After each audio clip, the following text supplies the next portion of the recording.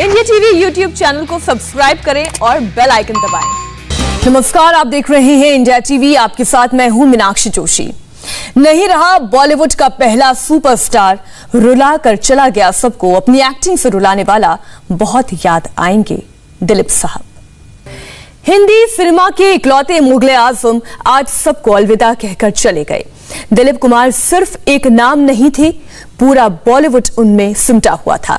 दिलीप कुमार के निधन के साथ ही हिंदी सिनेमा के एक युग का अंत हो गया है। ये कहना गलत नहीं होगा, अब फिल्मी दुनिया को शायद फिर कोई दिलीप कुमार नहीं मिलेगा। आज सुबह करीब 7:30 बजे दिलीप कुमार ने अंतिम सांस ली। दिलीप कुमार का अंतिम संस्कार आज शाम 5 बजे होगा। सांता क्रूज स्थित कब्रिस्तान में उन्हें सुपुर्दे खाक किया जाएगा। शाम 5 बजे का वक्त तय किया गया है और अभी उनका पार्थिव देह उनके निवास स्थान पर अंतिम दर्शनों के लिए रखा गया है। यह समय बहुत मुश्किल है, यह समय बहुत कठिन है, यह अभूतपूर्व स्थिति है, क्योंकि एक ऐसा लेजेंड, एक ऐसी शान आज हमारे बीच से इस दुनिया को अलविदा कहकर चली गई, जिसे हर कोई एक बार अंतिम दर्शनों के लिए देखना चाहता है। लेकिन यह कोरोना का संक्रमण काल है, बहुत सी दिक्कतें सामने हैं। ऐसे में क्या होगा, कैसे यह संभव हो पाएगा, कौन कौन उनके अंतिम दर्शनों के लिए आ पाएगा, यह कहना बहुत मुश्किल है। एक सुपरस्टार, एक लेजेंड, जिसे ट्रेजेडी किंग के तौर पर पूरी दुनिया ने जाना, वो आज बॉलीवुड की ज्वलंत मशाल शांत हो गई है। वो हमें अलविदा कह गई है। 54 साल के बॉलीवुड करियर में करीब 60 फिल्में उन्होंने की, लेकिन हर फिल्म के साथ दिलीप कुमार ने एक ऐसा माइलस्टोन बनाया जो इतिहास के पन्नों में अंकित है। दिलीप कुमार का असली नाम यूसुफ खान था, लेकिन हिंदुस्तान ने उन्हें दिलीप कुमार के तौर पर दिल खोलकर प्यार दिया। ज्वार भाटा की फिल्म से शुरुआत करने वाले दिलीप कुमार की यादगार फिल्में रही शहीद, मेला, देवदास, नया दौर, मुगले आजम, गंगा जमुना की बात की जाए। अच्छा, आप ये देखिए, ट्रेजेडी किंग के तौर पर तो उन्हें जाना गया, लेकिन राम और श्याम जैसी एक ऐसी फिल्म भी की जिसमें उन्होंने कॉमेडी को भी बहुत बेहतरीन तरीके से पर्दे पर उतारा। गंगा जमुना की हम बात कर सकते हैं। सौदागर की अगर हम बात करें कि जब उन्होंने फिर से रुपले पर्दे पर वापसी की, तो उन्होंने ऐसे किरदारों को भी चयन किया जिसके जरिए भी उन्होंने एक अमिट छाप छोड़ी। दिलीप कुमार की वैसे तो हर फिल्म बेहतरीन है, लेकिन 1983 में आई फिल्म शक्ति में उनका अमिताभ बच्चन के साथ वो सीन हर किसी को आज तक याद है। आप देखिए।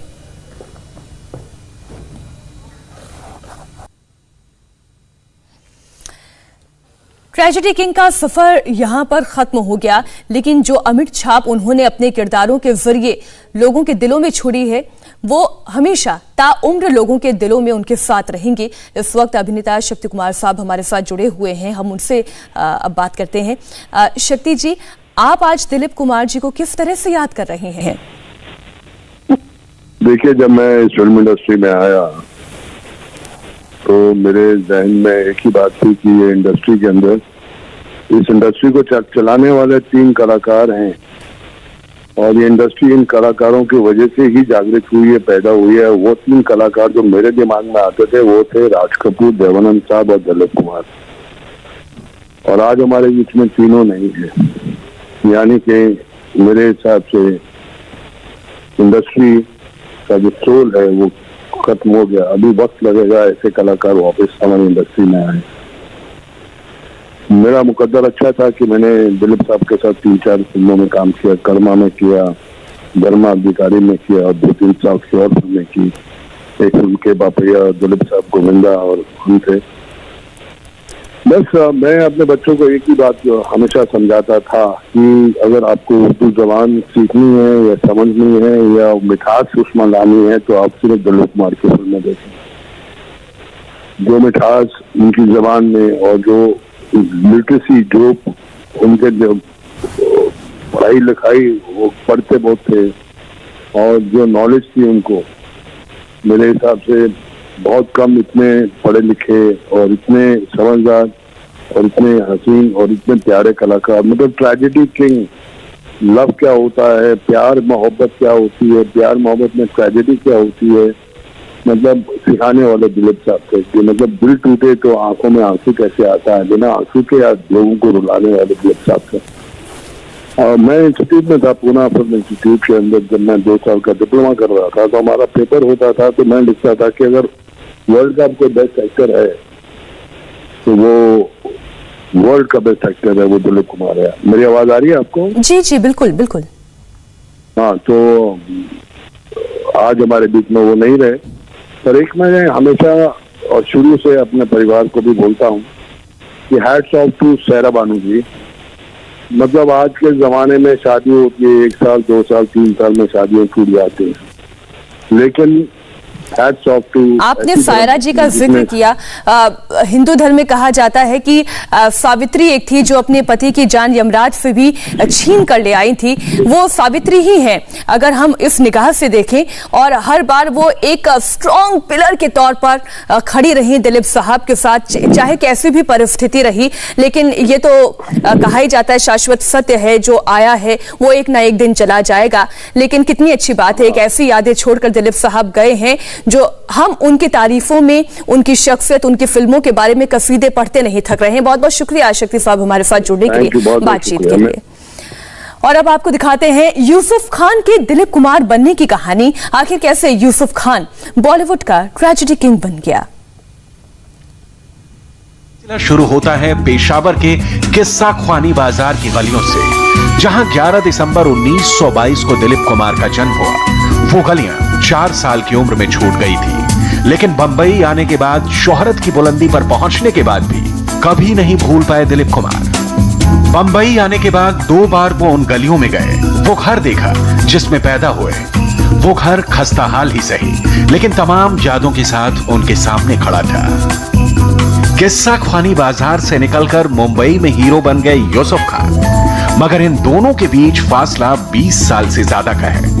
एक बात जरूर है, बचपन में भी यूसुफ इतने खूबसूरत थे कि उनके अकेले खेलने जाने पर पाबंदी थी। दादी माँ बिना टीका लगाए उन्हें कभी बाहर नहीं जाने देती थी। कारोबार के सिलसिले में पिता गुलाम सरवर अली खान को अक्सर बंबई आना पड़ता था, लेकिन दुलारे बेटे से अलग रहना उनके लिए भी मुश्किल होता। तब वो बंबई के बांद्रा इलाके में रहा करते थे। किस्सा ख्वानी बाजार से ही पृथ्वीराज कपूर का भी परिवार था, लिहाजा बंबई में भी कपूर परिवार से मेलजोल बना रहा। कपूर परिवार के फिल्मों और थिएटर के काम से वो कतई इत्तेफाक नहीं रखते थे। हाँ, ये इत्तेफाक जरूर दिलचस्प बना कि गुलाम सरवर खान ने एक दिन फैसला किया, अब वो बच्चों और परिवार से दूर नहीं रहेंगे, बल्कि उनके लिए आशियाना और अपना कारोबार मुंबई में ही फैलाएंगे।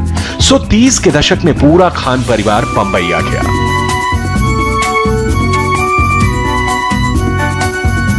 तब बंबई में खान परिवार का फलों का कारोबार था, वो जम गया, पैसों की आमद हुई, तो पुणे के पास देवलाली में एक बड़ा सा बंगला ले लिया।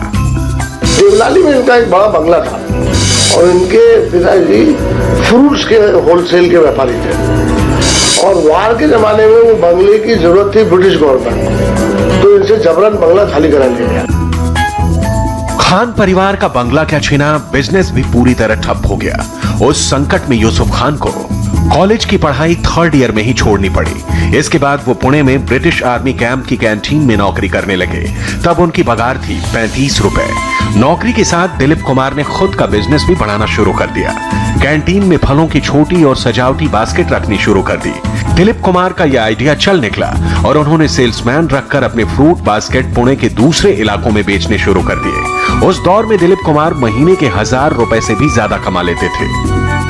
बिजनेस में अपना हाथ चलता देख दिलीप कुमार ने तय कर लिया था कि वो भी अपने पिता की तरह बिजनेसमैन बनेंगे। इसी दौरान एक संयोग बना बॉम्बे टॉकीज की मालकिन और मशहूर हीरोइन देविका रानी से मिलने का।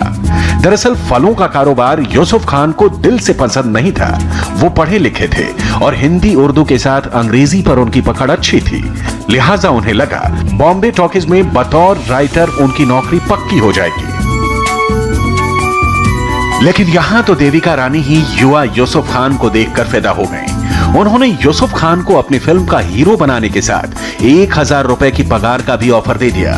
उस दौर में यह रकम कितनी थी, इसका अंदाजा आप इस बात से लगा सकते हैं कि उसी स्टूडियो में असिस्टेंट की नौकरी कर रहे राज कपूर को 140 रुपए मिलते थे। लिहाजा यूसुफ खान को लगा कि इतनी तनख्वाह देविका रानी ने शायद 1 साल की बताई है। वो बिना कुछ कहे ही स्टूडियो से वापस चले आए और फलों के कारोबार में दोबारा जुट गए। ये संयोग ही था कि जिस पिता के दोस्त के जरिए बॉम्बे टॉकीज गए थे दिलीप कुमार, उन्होंने बहुत दिन बाद बताया कि देविका रानी ने तुम्हें महीने के 1000 देने की बात कही थी, ना कि पूरे साल के। इसके बाद दिलीप कुमार वापस देविका रानी के पास गए और अपनी भूल के लिए माफी मांगी। इस तरह यूसुफ खान ने ज्वार भाटा की शूटिंग शुरू कर दी, लेकिन ये बात पिता सरवर अली खान को नहीं बताई। इसी बीच बॉम्बे टॉकीज में बात चली नाम बदलने की। यूसुफ खान अपना नाम बदलने को कतई तैयार नहीं थे, लेकिन देविका रानी चाहती थीं कि इस हीरो का नाम अशोक कुमार की तर्ज पर रखा जाए। देविका रानी ने यूसुफ खान के सामने 3 नामों का प्रस्ताव दिया। पहला वासुदेव कुमार, दूसरा जहांगीर और तीसरा दिलीप कुमार। यूसुफ खान को तीनों नामों में से कोई भी पसंद नहीं आया। तमाम नानुकुर के बाद आखिर मोहर दिलीप कुमार पर लगी। इसी नाम से फिल्म ज्वार भाटा के पोस्टर छपे और ये पोस्टर जब पहली बार पिता के सामने आया तो बेटे को पहचान भी नहीं पाए। पहली फिल्म थी ज्वार भाटा, लेकिन आज जैसे मानो गम का ज्वार भाटा हर किसी के दिलों में उठ रहा है, शांत हो रहा है, फिर उठता है, फिर शांत होता है। एक छोटे से ब्रेक के लिए हम यहां पर रुक रहे हैं। हम लौटेंगे दिलीप कुमार के जीवन से जुड़े हुए कुछ ऐसे ही अनकहे किस्से आपके सामने रखेंगे।